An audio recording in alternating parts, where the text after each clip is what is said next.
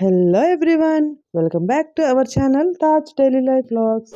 నేను లాస్ట్ వీడియోలో చెప్పినట్టు అక్కడ నుంచి బయలుదేరి మేమైతే ఉప్పాడ బీచ్కి వచ్చేసామండి. బీచ్ దగ్గర ఇక్కడ ఒక park, air craft museum Kakinada అని ఉంది. ఇదైతే ప్రజెంట్ క్లోజ్ చేసేసారు, ఓపెనింగ్ లేదంట. ఇంకా ఏదో పనులు ఉన్నాయి లోపల అని చెప్పి అందరినీ ఎవరిని అలౌ చేయట్లేదు. నేనైతే బయట నుంచే షూట్ చేసుకున్నాను. అక్కడైతే ఒక రాఫెల్ విమానం కనిపిస్తుంది కదా, అదైతే ఈ పార్క్ ఒక స్పెషల్ అట్రాక్షన్ అనమాట. ఈ మ్యూజియంకి గ్రీనరీ అంతా చాలా బాగుంది. ఇది చూసేసాము, బయట నుంచే చూసి వచ్చేసాము. అది ఓపెన్ అయిన తర్వాత ఇంకోసారి వెళ్ళొచ్చని ఇక్కడ నుంచి బయలుదేరి మనం అయితే బీచ్ దగ్గరికి అయితే వెళ్ళిపోదాము. మేము వెళ్ళినప్పుడైతే చాలా తక్కువ మంది ఉన్నారండి.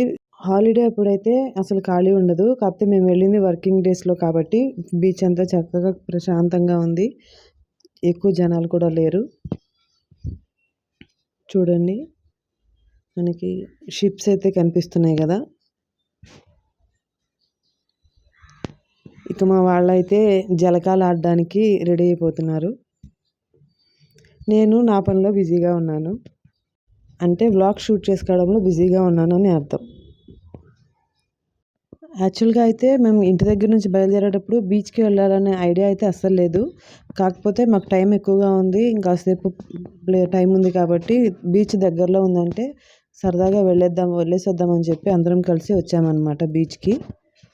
నాకు ఇలా పోయే అలల్ని చూస్తుంటే ఆర్య మూవీలో డైలాగ్ గుర్తొచ్చిందండి. మీకు కూడా గుర్తు ఉండే ఉంటుంది. మేము ఇలా ఆడుకుంటున్నప్పుడు ఇక్కడ జెల్లీ ఫిష్ అయితే వచ్చింది. ఇది జెల్లీ ఆకారంలో ఉంది. ఫస్ట్ చూసి ఏమో అనుకున్నాను, తర్వాత అక్కడ వాళ్ళు అన్నారు అది జెల్లీ ఫిష్ అంట. మళ్ళీ దాంతో సెల్ఫీలు, ఫోటోలు, వీడియోలు తీసేసుకొని దీన్ని తీసుకెళ్ళి మళ్ళీ సముద్రంలో వదిలేశారు. సో ఇక్కడ ఈ విధంగా ఆడుకోవడం, ఎంజాయ్ చేయడం అయిపోయిన తర్వాత ఇక్కడ నుంచి బయలుదేరి పిఠాపురంలోని పొన్నాడ గ్రామంలో ఉన్న బషీర్ బీబీ దర్గాకి అయితే వచ్చేసామండి. ఈ దర్గాకి ఇంకో పేరు కూడా ఉంది, బంగారు బొమ్మ దర్గా. అంటే ఇక్కడ చాలామందికి ఆ విధంగా పేరుతో కూడా తెలుసు.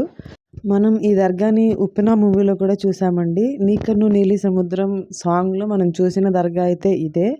దర్గా చుట్టుపక్కలంతా ఓపెన్ ప్లేస్ అండి, జనసంచారం కూడా ఎక్కువగా ఉండదు.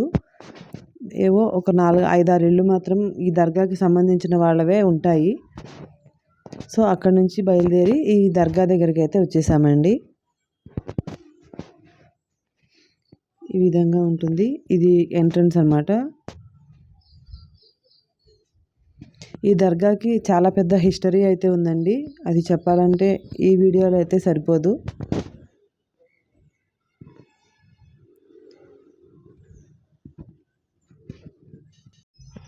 మనకి ఇక్కడ ఉందండి, ఈ విధంగా అయితే ఉంటుంది దర్గా అయితే.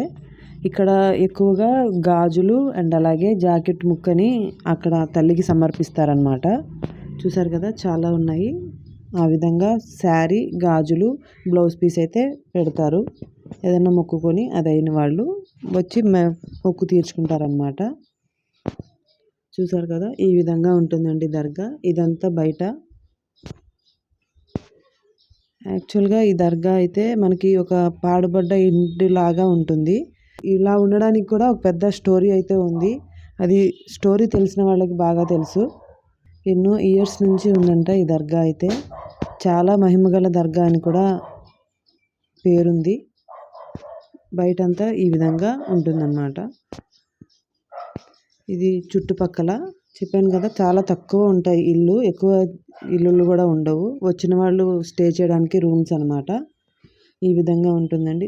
సో ఫ్రెండ్స్, ఈ వ్లాగ్ ఇంతటితో ఎండ్ చేస్తున్నాను. వ్లాగ్ కనుక మీకు నచ్చినట్లయితే లైక్ చేయండి, కామెంట్ చేయండి, సబ్స్క్రైబ్ చేసుకోండి, ఫ్రెండ్స్ అండ్ ఫ్యామిలీ కూడా షేర్ చేయండి.